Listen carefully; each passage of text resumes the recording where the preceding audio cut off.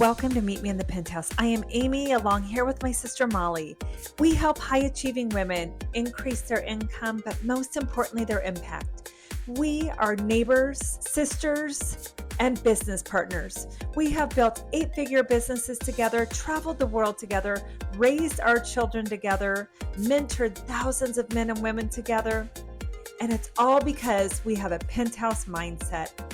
We aim for the top, and we show others how to empower themselves to peel back the layers and truly step into their greatness and calling. Welcome to Meet Me in the Penthouse. Welcome to Meet Me in the Penthouse. My name is Amy Mosser, along with my sister Molly Croker, where we help really high achieving women increase their income, but most importantly, their impact. We are here today with the absolutely stunning, gorgeous, athletic, talented, brilliant Kim Stocklmeir. Yep. Did I say it right? You did the second time. Okay, Stocklmeir. Okay, they'll cut it there. It's the name that gets butchered spelling-wise, pronunciation-wise. I actually did a lot of travel this last year in Germany, and I will say it's the only place it does not get butchered is when you're being, introduced on a podium or, something where they say it out loud and you're like, oh, it's German, so you know how to say it. So yeah. You know how to say it. Well, Kim Stocklmeir, thank you. Yeah. Yeah, thank you for having me. I'm excited to, get to know you both and a little bit more and hear more about your story as well. Well, thank you. I'll let Molly take it away because you guys Yes. it's always Molly that meets all of these fabulous people as we're traveling. So I'll let you take it away, Molly, and introduce how you two met. I love that. Yes, Kim, I do. I know that you have the love of travel as well. If anyone follows you on social media, they'll see that. And I'm right there with you. I'm like, and I also love meeting new people when you're traveling. So that is how we met we couldn't remember if it was 2 or 3 years ago in Maui. And I love that we've stayed connected since then. We were at the same hotel. I was there for a conference. You were there with your family, with your kids. And that's just the power of connecting with people number one, I loved your story of how you got started. I knew you were an athlete. I could just tell by the way you carried yourself. So let us go there. I know you had a full ride scholarship to Berkeley, but tell us a little bit about who you are, where you're from, all that good stuff. Just a free flow. Absolutely. Yeah, sports have played an integral part in my life from when I was a wee little one. So I played multiple sports growing up: basketball, soccer, softball, track and field, dabbled in cross country, and ultimately ended up at UC Berkeley on a full ride or a scholarship to play soccer. And that really, I think, getting out of my little bubble here in San Jose, I think that was really like the first step of, it's not far, but it is an entirely different world going to Berkeley from San Jose. And so I loved the diversity there and meeting 24 amazing women that I'm still friends with on the soccer team and then other athletes. And I think really I think what's so true is when you're surrounded by other people who are strong and have a drive, you really learn so much about yourself, but ultimately you get to kind of do more and get to do things that you may not have gotten to do by yourself. So Cal was a perfect spot for me to explore and get to know some amazing athletes there. Okay, but not only athletics, but Berkeley. So, we're in Nebraska for all of our listeners that aren't even in the United States, in the middle of the United States. And of course, everyone from anywhere knows California. So they are like, oh, California girl. Berkeley scholastically, what did that look like? Because I know you had some other offers on the table with basketball, soccer, obviously soccer, but softball. I mean, you could have been a 3-sport athlete. We kind of talked about that when we first started, like how important that was to you. You kind of wish you would have gone down that road, but kind of speak scholastically. How was it at Berkeley being an athlete? And then also just that whole dimension of the 3-sport athlete. Yeah, so I always played multiple sports, probably a lot later than a lot of athletes. A lot of coaches didn't approve of that through your high school years, but I was kind of stubborn. And so I actually played high school basketball, and then I played comp soccer. So both of those 2 seasons are at the same time in high school. So I didn't play soccer in high school, just outside of school. And then softball, travel ball. Yeah, and I think as an athlete, you learn to balance and juggle a lot of things. And I think that's kind of the beauty of being a multi-sport athlete or any kind of athlete is you quickly learn the importance of studying and getting things done in a very efficient way. I ended up majoring in business at Haas, and that was pretty incredible stepping stone for me into the world of business. I applied at some really high level consulting firms, and those were probably the scariest interviews I've ever done, the consulting ones, where they give you a whole case study and you have to think through it critically, analytically, creatively, and right on the spot. So that was probably the hardest part of the next step after Berkeley. But I did end up getting a financial consulting job and worked there for 2 years after.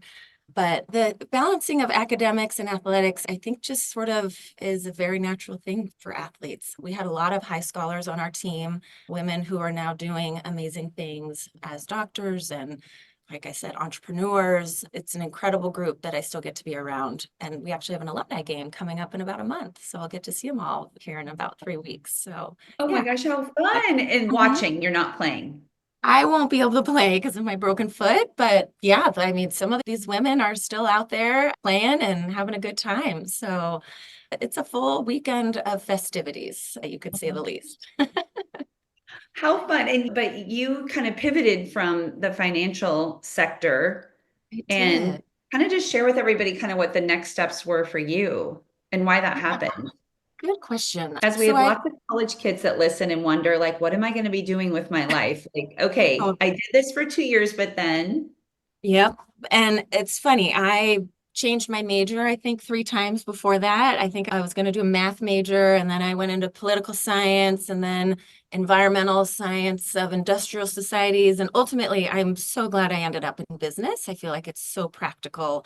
You can take it anywhere with you. I think it fits my personality in a lot of ways too. And I can talk more about that later. But yeah, and so tough I worked. interviews, or really hard Yep. interviews. So I worked in San Francisco, but it was a traveling job. And so I got to be Sunday through Thursday at the healthcare facility that I was working at, consulting and working with directors and CEOs and stuff. And so I was dressed in a suit every single day, high heels, the whole thing, because as a 22-year-old, when you are giving advice to these CEOs of these very industry leaders, it's intimidating. And so you do have to dress the part.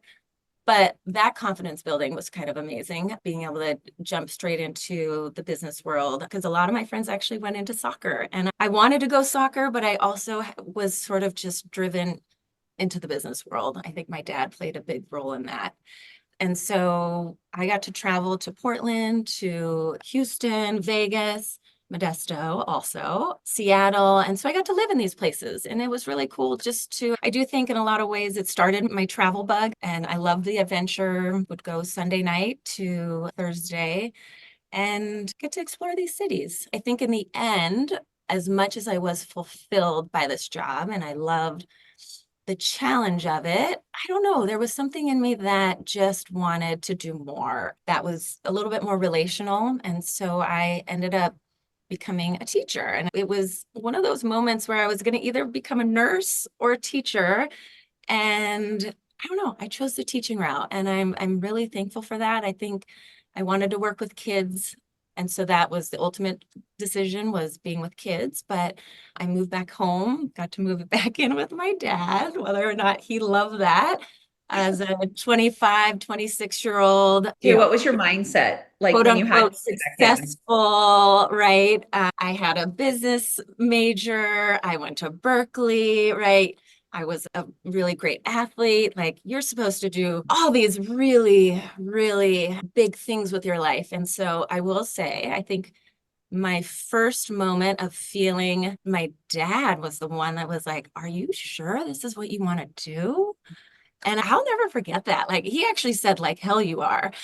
He, he was like, why are you doing this full flip change? You're taking a salary cut, right? You're taking something that you've worked so hard for and you could advance in your career. And I don't know, my intuition was full on, this is what I'm going to do. And it's funny because that's where ultimately I was able to start a business while I was teaching. And this business has now become my full-time job.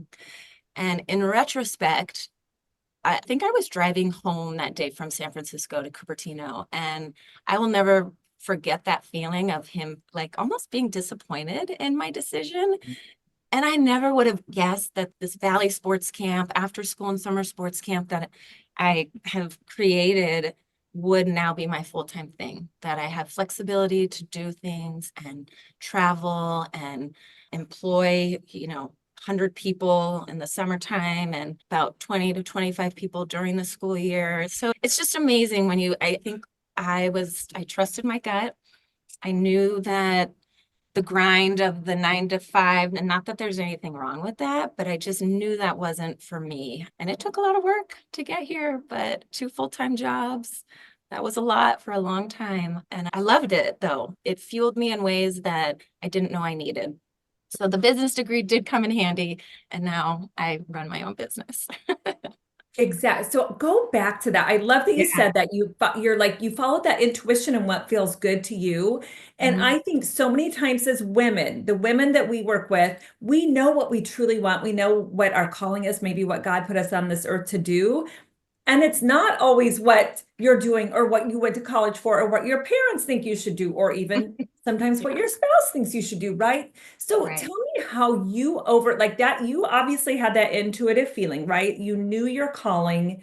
Yeah. And it was hard to hear your dad say that, Yeah. I'm sure, because you looked up to him and you mentioned him early on in this interview. Tell me a little bit more about how just because I really want women to follow their intuition. Yeah, it is a magnetism. Gosh, intuition, I think, is one of and I don't know, I almost feel like as women, we have a stronger intuition. I don't Yeah. know if stronger is the right word, but I think when we trust our intuition, magical things happen. And I just really believe that you just have to listen to your gut, your heart, because my mind said, this is not smart. This is not like you're supposed to be not just a little associate consultant. You're supposed to be like the next director. And that was really what my mind was telling me. But my heart just said otherwise. I needed something way more relational. I'm a people person. I'm somewhat of an extrovert. I am a bit of an introvert. Also, I think I'm one of those mixed ones, but I don't know how else to explain it except my heart just told me this was not it. And it was hard. I mean, I still have all my suits actually 20 years later in my Just in closet. case. Oh my gosh, almost. Okay. And you know what? I'm actually going to donate them. I'm going through and purging, and there's some amazing businesses out there that are that help women get off their feet and help them dress for these, interviews and stuff. And so I have big stack of amazing suits that I am ready to now part with. and I hope that they'll go to 20 years later. a good cause. They're actually timeless though. I feel like they are super cute, like the jacket, the pants, the whole thing, the skirts. So yeah, I'm excited. Love that. Give that to someone else. But yeah, intuition, I mean, it's a beautiful yet really scary thing, right? Because you never really know if it's 100% the right choice. And I'll say like 6 months in, when I was teaching and getting my credential at the same time, I was doing night school. There were moments where I was like, oh my gosh, did I make the wrong choice? But as soon as things settled down, I knew it was, yeah. And 18 years later, it was definitely the right choice. Some of the amazing people I've gotten to meet through that and everything. So yeah. And I love, Kim, what you say about intuition because it does take you being quiet. So I love that this time that you had to travel and you were on your own, obviously at night, like you had, sometimes we just push past that voice and we think, oh, that's whatever, that is not, but you listen to it. So I think it's so important to say you're definitely in a profession where it's very masculine and you're here to win, you're an athlete, but like you still use that feminine side of like intuition. When you said, like, I think women have it more, everyone has a masculine and feminine side, but I think especially as athletes, we don't stop to like always listen to that.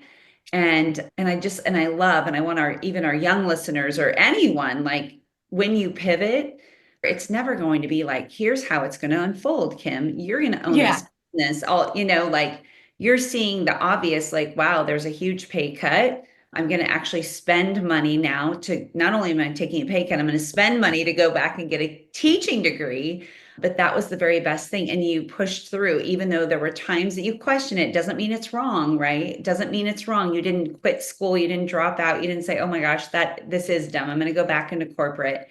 But you knew. And I think that's so important to remember. It's that knowing, that inner knowing that you experienced, but also it was fear. But when you trust more in the faith process of like, this is what I want, I know it's going to work, then it gets so clear. Like your journey becomes clear. And that's when faith takes over and things work out better than you even expected. So, but it's just, we want the proof before we leave, right? Well, let me get proof before I leave this corporate job. And that's not how it works.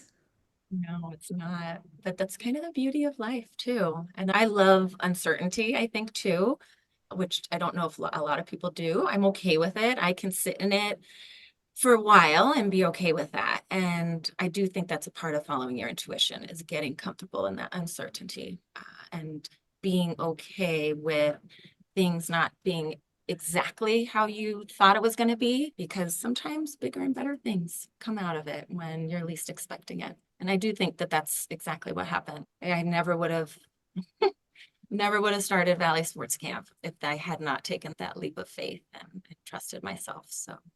And speaking of that, would you give us, I would love to hear more about this. I know our listeners would love to hear more about, what is Valley Sports Camp? Yeah, so Valley Sports Camp it's an after school and summer sports camp, enrichment camp for kids. And we started it 18 years ago, which is wild to say. And it was a tiny little camp. We had one location in the mountains of Santa Cruz Mountains. We had about 40 kids who would come for the week, and we're a multi-sport camp. And so how that's different in a lot of ways is that a lot of camps will do very specialized sports, basketball, soccer, and you need to be technical and you need to have skill to go to those camps. And not to say we don't get great athletes at our camps, but our camps are really for every single type of kid out there. I wanted to create a camp that kids had access to sports or games or this camaraderie, the importance of feeling a part of a team, feeling a part of a unit. I think that's really important for kids to feel a part of, to grow their confidence. And so the sports we play really, and the games we play really level the athleticism field and allow access points for all kids, whether they're the super driven athlete or the kid that wants nothing to do with team sports. And their parents will come to us at the end of summer and say, my kids loved your camp this summer. I cannot even get them to sign up for a basketball league or anything because they don't want to do team sports, but they loved your camp. And so, yeah, it started there. We were just 2 weeks of about 40 kids. And now it's turned into a year-round thing. We do after-school sports at different schools and school districts. We do lunchtime sports. So we contract with school districts in low-income areas and provide services for their lunchtime to give kids more kind of purpose during lunch instead of just wandering around, not really engaging or doing anything, where our coaches are there to teach them life skills through sports. And so we do that. I run a winter basketball league. That was our biggest league this year. It keeps growing. This is year 8, I think, or 9. And the girls side of it just blew up this year. And that was when when I first started, it was all co-ed. We didn't get enough girls. And now I have almost bigger divisions in girls side than on the boys side. And it just, to me, that access for girls to have entry points into at 4 and 5 years old into basketball is just so powerful. So yeah. And so now Valley Sports Camp is my full-time job. I feel very lucky and fortunate to have that flexibility and everything. But like I said, I mean, working as a full-time teacher, going to school, I ended up getting my admin credential too, because I actually thought I was going to go the admin route Of of course you did. being a right. You can take the drive out of someone. Right. Yeah. And then I just was like, no, I want to put more effort into this Valley Sports Camp. And so I was able to step away just 2 years ago. Probably could have done it a lot sooner. I did not trust my intuition on that one. I was worried about healthcare. I was worried about all the little things. And I think this is always a big thing is those things work themselves out. You don't need to have everything figured out before you take the leap. And I think that's really important to know and trust the process is you will never have everything figured out. Yes. And you just got to go for it. So 2 years ago, I did. I took a leave of absence and I was an instructional coach at that point, and it's been great. It's been great for the kids, getting to spend a little bit more time with them and be home. And also now explore my own competition passions. I'm back into competing in this event called Hyrox. And that's been a whole new level of a shift for me to kind of get that competitive spirit alive again. So yeah, it's been great. That is fantastic. So tell us more about Hyrox then. What are you doing in that? Oh gosh, I could talk forever about Hyrox. You have Hyrox is transformed though, Kim. Like honestly, you're an athlete, but even when you show your transformational pictures, it is yeah. bananas. It is amazing. You. It has been, I have loved that the process of it all. Again, I would not have expected it. I wouldn't, it wasn't my goal to make it, I want to say like a full-time part of my personality, but it just settled in and I've really loved it. But Hyrox it's a really cool competition. It started in Germany, I think in 2007, 18 or so, about, yeah, 7 or maybe 19. But it is now a worldwide event. And talk about, it has just blown up this last year. I started it about May of 2023. I did so poorly my first race. And I looked around at the end of the finish line. I mean, there were multiple times I wanted to quit, but also multiple times I looked around and was like, I am better than this. I can do better than this. And so it lit a fire in me. And I trained so hard for 3 months and ended up going to Sydney, Australia for the Women's World Cup. I was going there. And what ended up happening is there was their first Australia Hyrox in August of 23, and it was at the same time I was there for the Women's World Cup. And so I got to compete there, and I ended up getting third overall and first in my age group, which then allowed me to qualify for the world end of the year World Championships for Hyrox. And then really the rest was history. I love to travel, and now Hyrox has given me that, let's see where else Hyrox is. And so I did races last year in, oh my goodness, Turin, Italy, and Cologne, Germany, Berlin, Hamburg, Frankfurt, Vienna, Austria, and then a bunch in the United States as well, and Anaheim and Washington, D.C., and Dallas. Yeah. And so now it just keeps growing. I'm hoping they'll get one in the Bay Area soon, just to have a home turf event. But yeah, if you guys, I know that Molly, you do triathlons. Amy, do you also do? I Yeah. do not. I Okay. cheer Oh, Molly on when she's okay. doing them.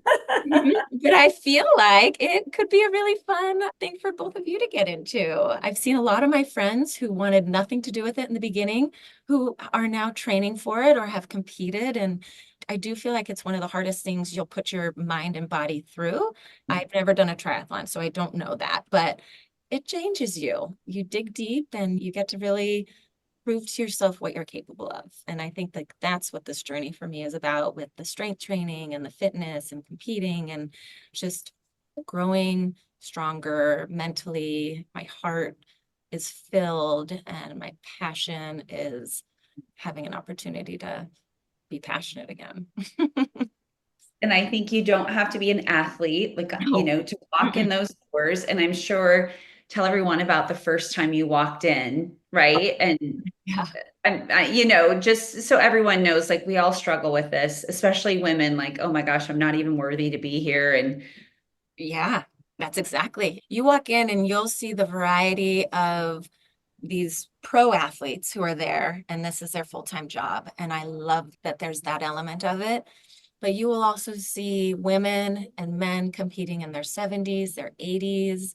They have an adaptive race as well. And so we get to see people in wheelchairs, crutches, I mean, everything, you name it. And it's been, I think, like the power of community really is exemplified through this. People feel connected and a part of something. Like Valley Sports Camp, like that's really, I think, just such an amazing mission to get people to feel a part of something. But yeah, I did not feel a part. When I first stepped in, I felt like I was out of place. But that's where I think the fun lies in when you do something that scares you the first time. It's scary. There's a fear. But then it rolls into more of a confidence and you start to build in areas that you never thought you would build in. And I think that confidence that came out of completing my first race with two really amazing friends and just having that be now a part of you, it changes you. And then as I started to do more and become more experienced in it, and then really train and focus on it, and then I started to podium and win my age group and win these amazing events, it was, I mean, I felt like a different person. And it just became this. And I don't think because I was winning, I really think it's because I was stepping out of my comfort zone and doing things that were hard. And it changed me and ultimately gave me a new sense of confidence in myself, and everything. So what started, Okay, go back and rewind that, because that was so good right there. I know. That was so good. It didn't come from winning, but it just came because it built your confidence. Exactly. Yeah, it really did. That is, and it's cool to reflect on that now and really see. And I feel now that I'm a little bit hurt, I've had a couple bad injuries.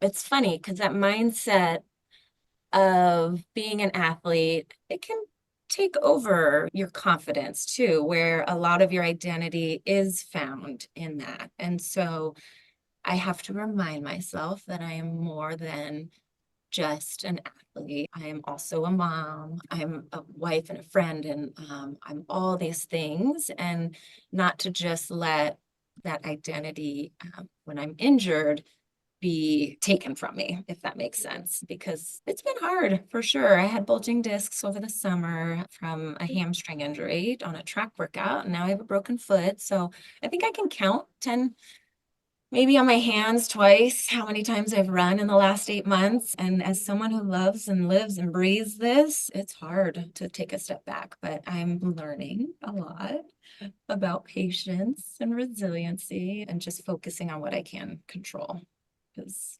ultimately that's all we can do.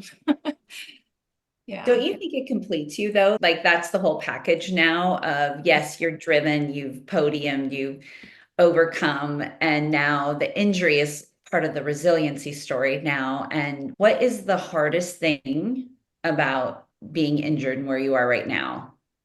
There are a lot of things that are hard, but I think the biggest one, well, a couple. I think the first is I rely on movement for my body, my mind, my heart, my soul. And I think I feel out of rhythm when I can't move the way I want to move. That is probably the hardest thing personally for me. In the beginning, it was hard also seeing people compete and continue to train and not compare myself and feel like I was falling behind. Yeah. Yeah. Worthiness. Yeah. And you can see it like is even hitting you now. And it's okay. I know. And it's funny how it plays such a big part of your personality. But again, I just have to ground myself and not put the value on the competitions, but on the process and what I'm learning. And I learned so much through the process of competing and being on the podium and pushing myself in workouts beyond what I thought I was capable of. But I think I'm actually learning more through these injuries of patience and resiliency and really trusting the process and coming out what I hope will be stronger in the end, maybe not physically, but for sure mentally. And I hope that I can encourage other people, whether on this journey of athletics or if they're injured or just getting into fitness, and just really hope that something of my story, whether it was at my highest high or my injury low, it resonates with people and hopefully helps them on their journey a little bit. That is so powerful. And it is in that time of quiet or surrender. I always say surrender, right? When you're like, all right, Yes. that you become, that's the becoming is in that quiet. And we're so used to achieving, and whether it's sports or business or, Yeah. and yes, and and we have lots of overachieving women, lots of Yes. workaholic women listening to our podcast. So that's Yes. really powerful. So thank you. Thank you so Gosh, much. it's so funny that you say that. On my Instagram highlight, I label things, and my last one was becoming, because I really feel like right now I'm being tested in many ways I never have been tested. And I do feel like I'm evolving and I'm becoming something. I'm growing, and I'm not just healing, I am evolving and I am growing. I will be someone different at the end of all this. And So, isn't that great that it can happen throughout all life stages? oh my gosh, totally.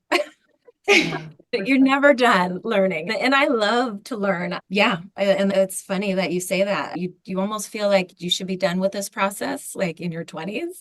And little do you know, you're literally just tipping the iceberg.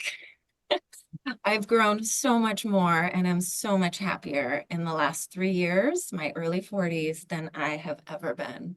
I was lost in my 30s for a lot of reasons, but yeah, I had to turn around and kind of look at myself and follow that intuition and be like, this can't be your everything. And I did. And yeah, learned a lot through it. So yeah, I love that. I love Thank that. And Kim, we always end our podcast with, it's called Meet Me in the Penthouse. So when you hear that, what does that, create in you? What just comes to top of mind when we say Meet Me in the Penthouse? Ooh, good one. Meet me in the penthouse. I think, when you think of a penthouse, you think of success. You think of that ultimate, like as a kid, goal. But I think really the penthouse, it can be a metaphor for making wherever you are in your life your own penthouse, right? You're coming full circle to do what makes you happy, follow that intuition, and really just embracing your own journey, and taking risks and getting into the uncertainty and everything. And although success, as society labels it, can look one way to many people, there are so many different ways to be successful. And it's not all about finances, I can tell you that right now. So, Amen. yeah. Amen. Well, thank you so much. This was brilliant. This was beautiful, impactful. Thanks for having me, Amy. It's Yes. nice to meet you. Absolutely. We And need we need another Hawaii trip. I know we do. I'm there every January, so we just need to make it Oh. happen. Or I need to end up in California, which Oh, you are welcome anytime. Would love to I host you. know. I would just love to come work out with you. Of course, that would be my dream. That would be so fun. But yes, I love this. And honestly, for everybody listening, I think it's so important to remember we love bringing you content of real women that have pivoted, and it's all about their impact. But remember, that is what we do. So if you're looking for us, go to www.sistersnextdoor.com, find out when our next coaching group is running. And that's what we love to do. We love to elevate women and help people take the grind and hustle and really show them it can be about easy and effortless. It's all about what you think. And Kim is proof of that. She talked about her intuition. And so find us there, join us for our next masterclass, and follow along with us on Instagram on Sisters Next Door Coaching. So thank you so much, Kim. We loved having you, and we'll continue to watch you evolve and grow and race. Thank you. Thank you so much. Thank you for tuning in today for Meet Me in the Penthouse with Sisters Amy and Molly. Please rate and review. We love those 5-star ratings and would love to have you go to our website at sistersnextdoor.com.